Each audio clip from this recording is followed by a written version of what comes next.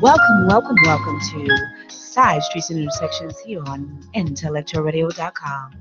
I am your host, Angela Champ, and I just want to say I want to thank you for joining me on this day. But before we get started, let me remind you that we are an iHeartRadio station, so please feel free to download the app Side Streets and Intersections here on IntellectualRadio.com. Also, I can be seen and as well as heard on Facebook Live, YouTube, Spreaker, iHeartRadio, IntellectualRadio.com, and we just picked up the account Alexia on Amazon. And so before I get started, let me just give a reminder that if you are looking for an opportunity to host your own show here at IntellectualRadio.com, please do not hesitate to call 708-223-8953. And I just want to give a moment of silence to all the families and victims that were succumbed to the violence that occurred in Texas on today and area where violence is pervasive. We just want to say that to those families, we are deeply, deeply moved in hopes that people will find other ways to express themselves that would not be at the cost of another person's life today. I had to give it some thought, and I wanted to make sure that discussing relevant,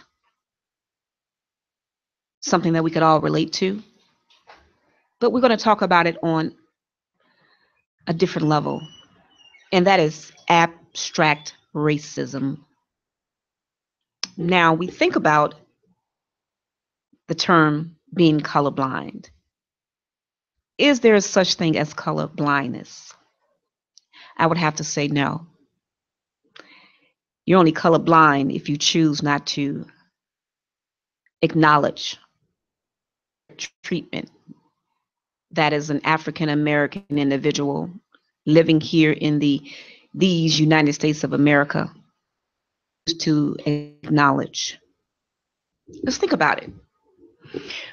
Racial discourse has been viewed and has been the topic of many, many discussions. And we like to think, or society would like you to think, for my African American brothers and sisters and people of color, that rights that and with racism remind you that it is more pervasive than been. Here in 2017, and just let me remind you, I want to say hello to a former coworker of mine, Miss Henderson. Hey, I see you. Thank you for logging on and tuning in on this evening. We think about just living in peace. And it really is amazing to me that we think in so many ways that we have come so far.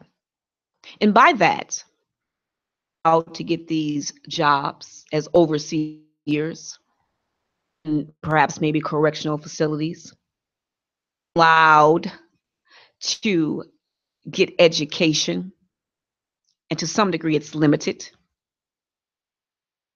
We've arrived. As soon as that they realize that you are on the cusp, here comes another impediment that they create for you. And then they tell you that either you don't have the credentials or you're too overqualified, or simply just no. Let's talk about African Americans and institutionalized racial inequality, deeply rooted in the American society. Let's think about. Now, in an article by Bonilla Silva, has proposed holds four frames of color ideology and the current racial issues in these United States of America. We talk about abstract liberalism, which explains that the dominant group, and when we say dominant, now I'm being politically correct, but white folk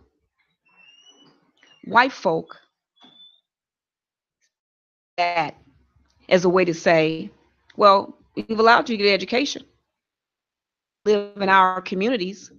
We've allowed you to have some of the freedoms of being able to say what you want to say. Aren't you happy? The problem is that it's still a lack of equality. Meaning that if I begin to talk about the issues that my people face or that I face as a woman of color, is crazy, angry, not a good fit, I just want a handout. Racial inequality. Let's think about it. Now they've turned the tables by saying, hey, remember that affirmative action? Well, we've allowed you guys to get too far, advance too far. We want to reverse. How do you reverse something that the people should be entitled to? So you create these laws. How are you going to reverse something that naturally I should be entitled to? This concept called the bootstrap concept, meaning that if you just work hard, if you just work hard, you put in that toil, you'll be guaranteed a spot in the Hall of Fame. And then when you work hard, they try to discredit you. They'll pay individuals to create a story about you, try to remind you that they are in control. And I like to say that the circus is always around you. They just waiting on the clowns to show up. Oops. I'm sorry. Did somebody get their feelings hurt tonight? Oh, well, no pun intended. Yes, it was. So then we talk about, you figure that what they want us to do is they want us to ignore these multiple institutional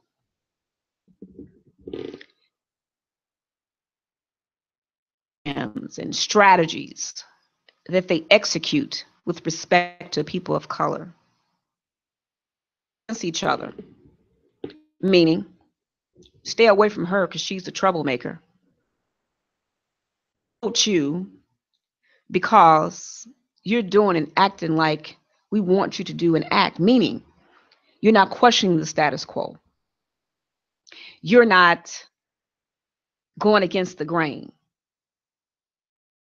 But I want you to understand, to all my listeners and viewers out there, thank you for chiming in, Mr. Parker, that when you look in the mirror, do you see a reflection? Reflection is because they've bought you. People may say, well, it's their world, and there's nothing that you can do about it. But I want you to understand that if you don't stand for something, you will fall for anything.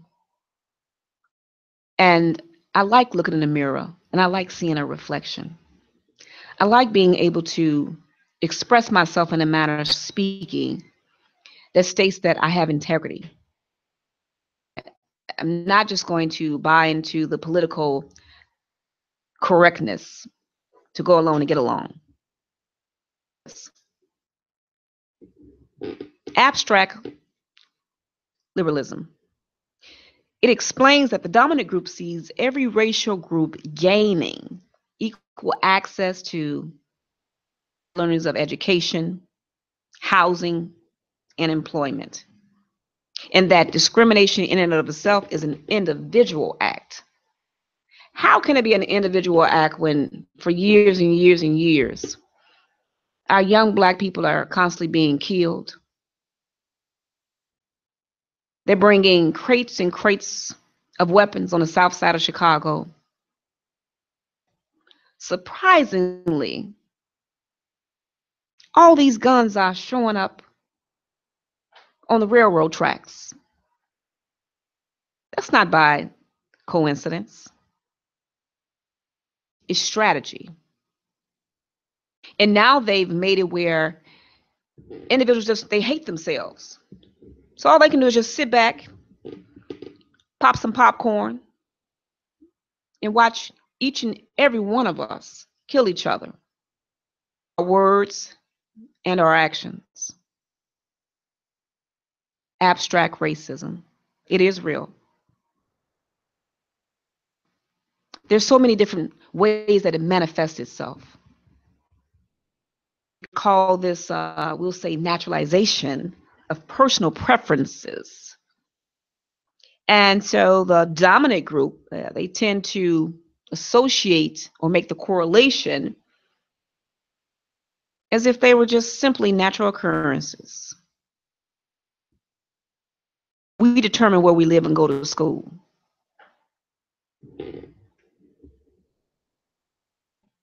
Have an opportunity to determine where we live and go to school. Do you think would be in some of the neighborhoods that we've had to be in and that we continue to be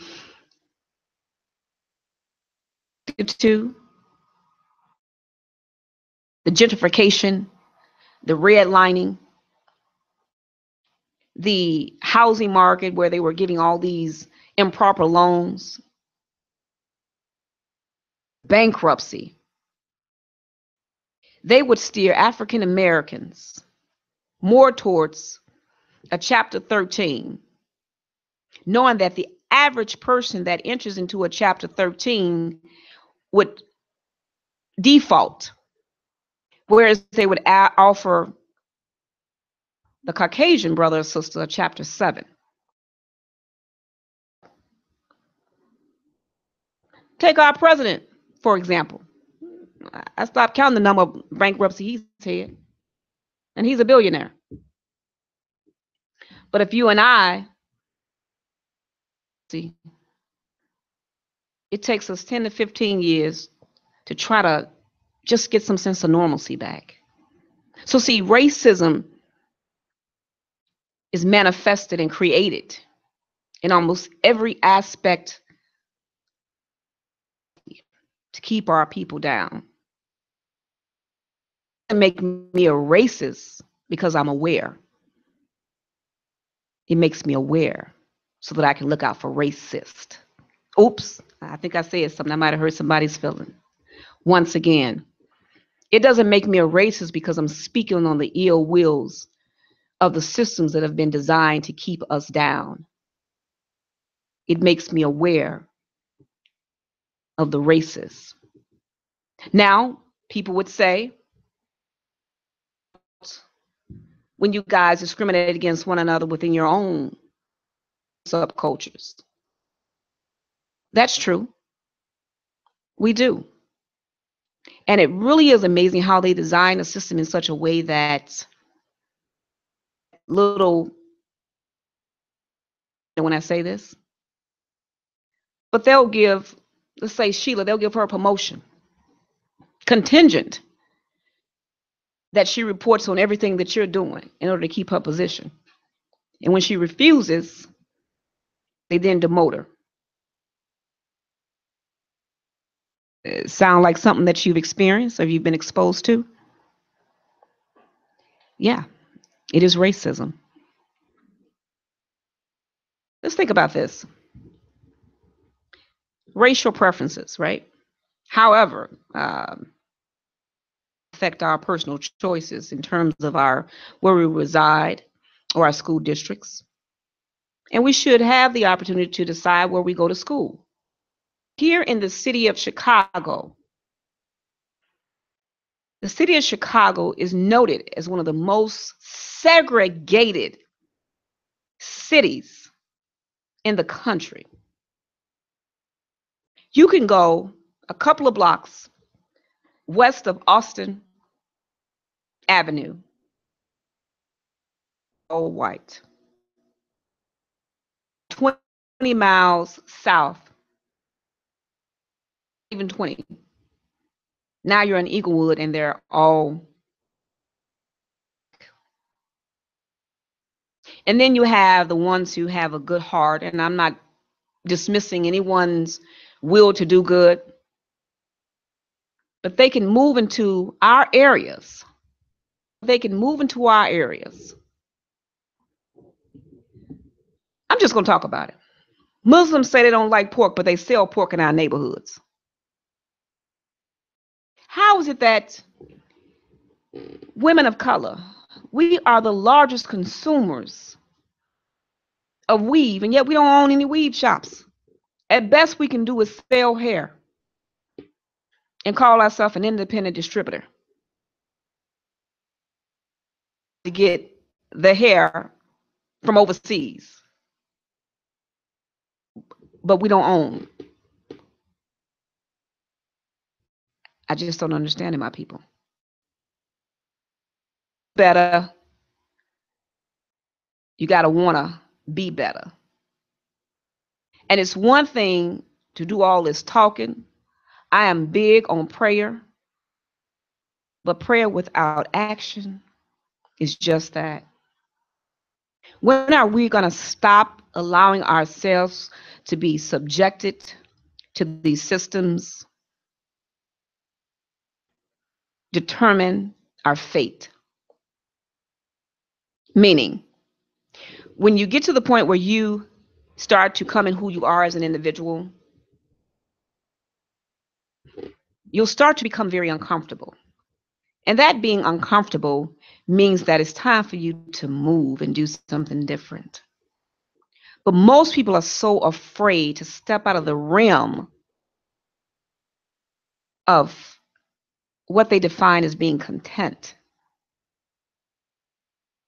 Continue to do the same things that they've been doing, meaning getting up every day, going to a job that they hate, allowing themselves to be talked about and disrespected. Let's take, for example, now I know I may be having some sidebar conversation, but it all relates to this abstract racism and racism in general. Back in the 30s and 40s, a lot of our African American women could make it was through acting, putting on the clown face, minstrels. They're doing the same thing today. Our African American women have to take off their clothes, they have to be ratchet. Our black men, now they have to pull down their pants and engage in all these activities just to be deemed a star. It's still racism, my people, which now has cultivated itself into self-hate. Now let's think about cultural racism, which would explain the socioeconomic standing of minority groups. Now, I want you all to understand what it is to be a minority. Now, for years, we've been taught the minority is because of your color. But when you study the definition of the word minority, it means an individual and or group who cannot handle their own affairs. So they're saying that as a group that we cannot even handle our own affairs.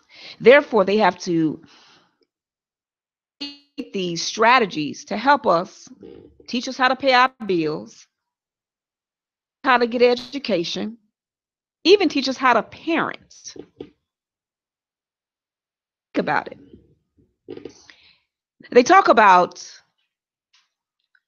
don't whoop your kids, but they'll kill your children.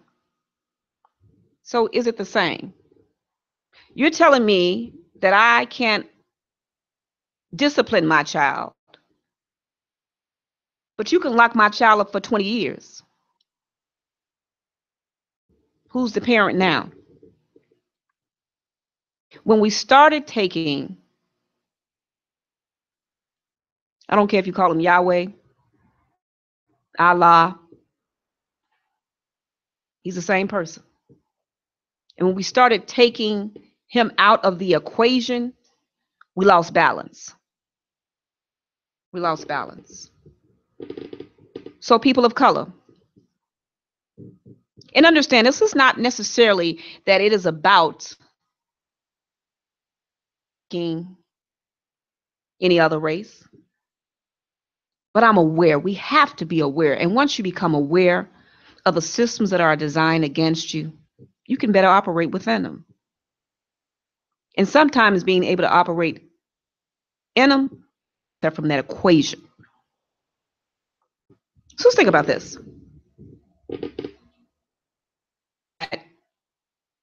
You got to have a birth certificate. You were born here, but you got to have a birth certificate to be counted. Does that make any sense to you? I was born here, but now I have to have a piece of paper that says I'm a natural born citizen. Why is it important for you to know what my race is when I apply for a job? Political correct answer and say, well, it's because that you can get certain programs. No. How many folks they giving jobs to that's taken away from theirs? Doesn't make me racist with the things that I'm saying to you all. I just want you all to be aware.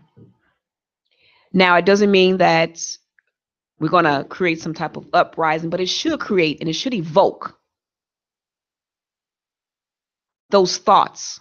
When you go to work tomorrow and you look around at your environment, look at the systems. We learn, even to what we eat. Another person told us what's good for us. Now, today, they were offering free inoculations to prevent you from getting the flu. Now, while I do understand that we in a society or a world that we're faced with all type of diseases, the body has this natural, and let me say, I'm not a doctor, but the body has this natural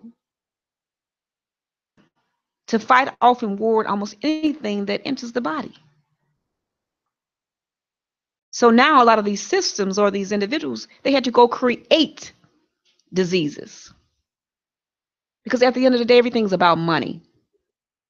They want to tell you that it's about being holistic and loving your mankind, but everything boils down to money. I'm not saying that we don't need to exist, but that should not be the guiding force. Mankind. Let's think about this. You can't even live where you want to live. You can't even live where you want to live. So what they do now is that they require, or they've employed this, even with jobs, I'm going to do a credit check. Well, they know most folks, particularly people of color, don't have good credit. Because of the color of our skin. So the odds were already against us. They create this so-called system that says, I'm validated because of my credit score. Because of your credit score. Well, dig that. Hey, Mr. Hart, how are you doing? Mr. Rose, thank you guys for tuning in. Just think about this. And I know I say that a lot because I really want you to get into the habit of thinking. And what I'm coming to learn is to speak slowly and to tune in to silence yourself, you're able to hear even in silence. They try to minimize the racism, or they try to make it very difficult for you to identify what it is. And by this I mean, for example, we've heard in recent time Weinstein, who has subjected all these different women to various forms of sexual harassment. And I want to see what the outcome is going to be. Because they ran Bill Cosby through the mud. And I'm not saying he's innocent of anything. See how they minimize. For example, a lot of our young brothers and sisters, but particularly our young brothers, they're accused of domestic violence. They wound up in the county jail, not being able to make bail. And then you have public officials who beat their wives, relocate to a different state. They're allowed to pay off individuals. There's silence. But yet you, as an African American young man, has to stand before not particularly a jury of your own peers and be judged for the same actions. That too is racism, my people. However, we do have a responsibility. And that responsibility requires that we read, that we seek to comprehend, and that we create our own systems. Now, I'm not saying you guys can look at me and tell me I got some mixed stuff in my blood. You can look at me. You can look at me and tell me I got some mixed. So I'm not opposed to anyone, but I'm saying we have to be aware. Stop taking things simply just for face value. If something is said to you, learn to assess. And if it hurts, there's probably some validity to it. Now, they create these systems. For example, a job today, they give you the job. These so-called guidelines that they put in force that you must abide by, they don't abide by them. When they they're ready to get rid of you, now they want to implement and say that you've not failed their standard. Listeners and viewers, how can there be a standard when the standard is built on the foundation of corruption? A racist, corrupted system. Racial inequality. Racial inequality. I'm thinking, there's me. Y'all know what I do. I'm a spoken word artist. I got to give y'all some spoken word, right? They say play in politics if you plan to move up. Saying, if you plan to get out of this mess, then you might just want to start praying at every chance you get because you've been sentenced. See, when you sign on the dotted line, ain't no need in thinking for yourself because you'll surely get a beating for that. Because when you work for these entities, you know you ain't got no say in it. Speak out against what they tell you, now that'll guarantee you a spot in the Hall of Fame. Blackballing your name. Shame that times ain't really changed a bit. Now, see, they still down with that racist. To be the Jim Crows. How high can you jump when they start swinging them whips, them whips, them whips?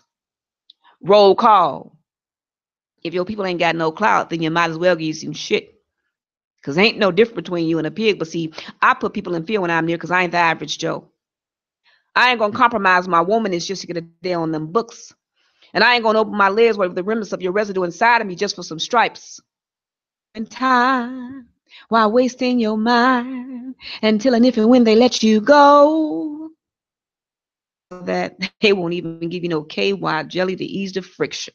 And you know you ain't even a high priced. I was feeling that, so I had to say it. Getting back to the subject matter at hand, abstract racism. They try to minimize the conversation with respect to race and the injustices, the disrespect, the disregard, the disfranchisement that people of color exposed to, and simply say that, well, you got an education, you made it out. No, I may have gotten the education. I mean, to get out. So you keep creating certifications or licensing that I need. Or you employ and say, well, you got too much education. Well, when is too much enough? First, you didn't want me to read. Now I can read. And now you're telling me I got too much education. Sounds like somebody lying at me. Let's get back to this. There's much discussion that minorities are too sensitive. We are just hypersensitive and too race conscious. How dare you insult me? How dare you insult me and say that I'm too conscious that I'm being mistreated? So I'm supposed to be aware, but not feel any type of way. After I become aware, or these systems and these individuals try to use religion as a way to dummy down their mistreatment of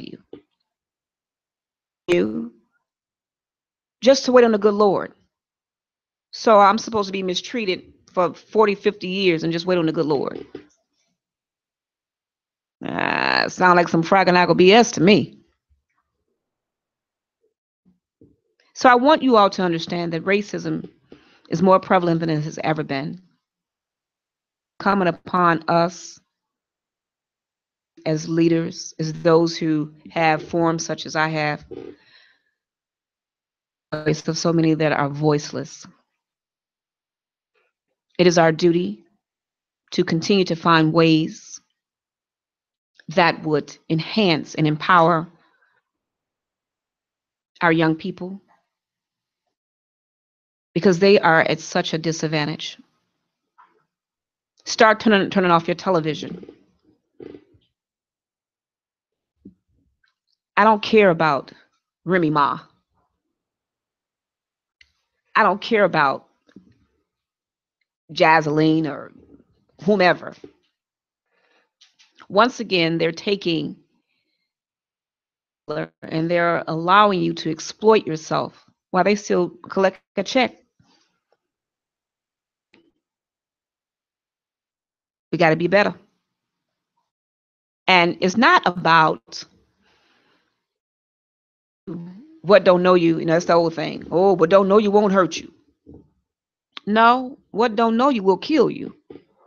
And let me explain. Let me explain why. Let me explain why. Please do. Please do. For all my listeners and viewers, I want you to share this, spread the word out, tag me, do what you must do. I've been given this platform, not just because I'm such an eloquent speaker or a great orator. I am a messenger. And while I try to, in most of the time that I am in the studio, I try to have great fun. There are times when I'm very, very serious because I am socially and racially conscious of what's going on. And I understand that they pit us against one another. You're light, you're dark, so you must be better. Nobody's better than anyone. Saying that we should go out and have a only because of the color of their skin, but I'm saying you have to be aware how you're treated because of the color of your skin. You want me to forget something that happens every day. You want me to forget the fact that I'm discriminated against every single day. But then you want me to preach equality. Excellence and excuses cannot be in the same breath. So you want me to make excuses while striving to be excellent. But I can't be excellent because I'm supposed to adapt the excuses. Israel. And so one would ask, well, what are some of the solutions? There are a myriad of solutions. But until there is a true acknowledgement by these institutions that we are and continue to be discriminated against, not just in some special that they want to highlight for ratings, not just think about this.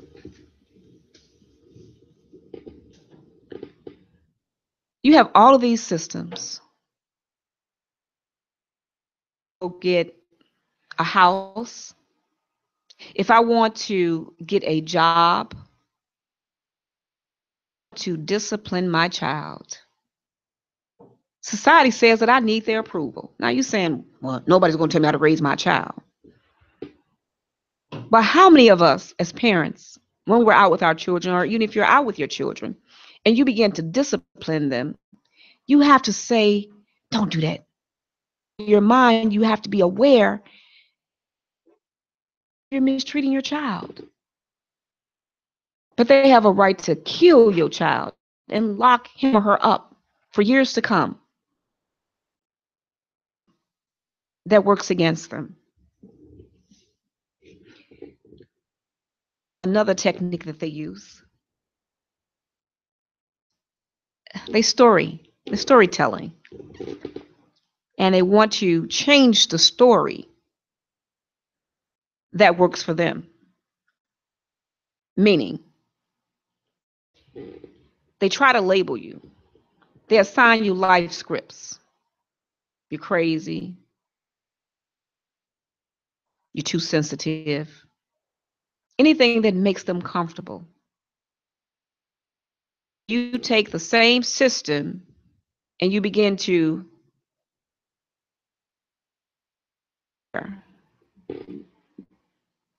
of the strategies that they try to employ, that they execute, and that they try to apply to your life.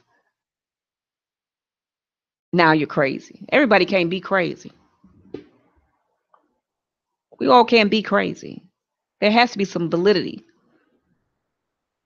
to what's going on. We don't live in a colorblind society. And it really is unfortunate that each and every day that you go outside of the confines of your home, you're being judged on how you look. Are an African American male who has broad shoulders and who's of dark skin, you're intimidating. If you are a light-skinned African American woman who can articulate and express herself, you are a threat. You are intimidating. So where do we fit in? And to this grand scheme. Each and every one of you that's listening and tuning in, to make the commitment that you will become aware. Thank you, Crystal, for tuning in. And It is ridiculous that we are judged on how we look. Some tripped out experiences today.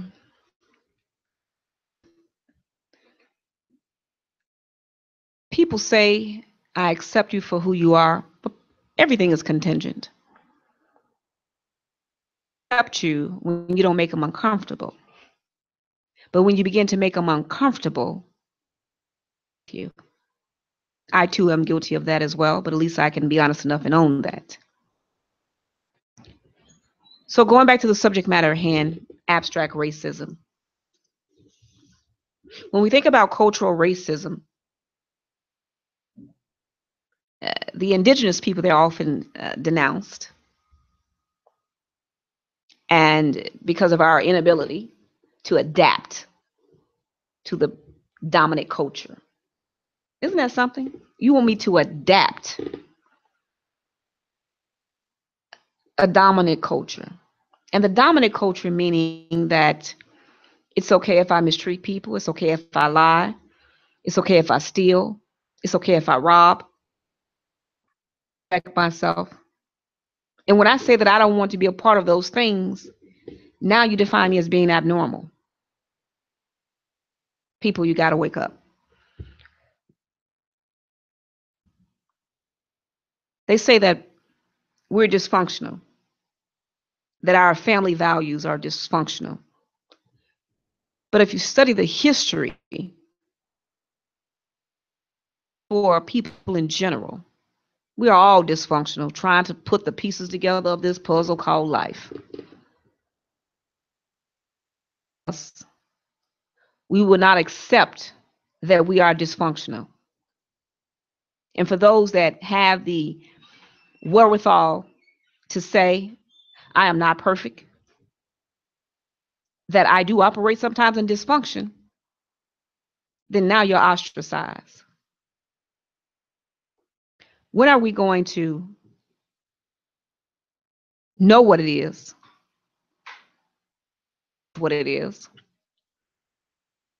and begin to take those primary steps to change what it is?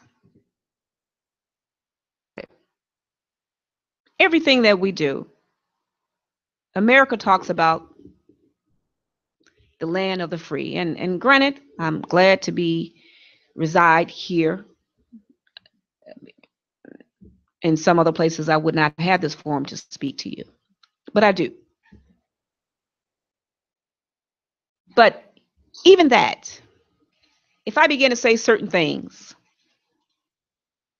there may be some back falling out and some lashing because of some of the things that I say. So now they want me to tone it down, acceptable to their palate. Well, perhaps I don't eat oysters. I don't like oysters. They're nasty to me. So sometimes the truth is real ugly and it's nasty. Change does not come by being able to accept and just go along with the status quo. Change comes about when people are made uncomfortable circumstances that creates oppression.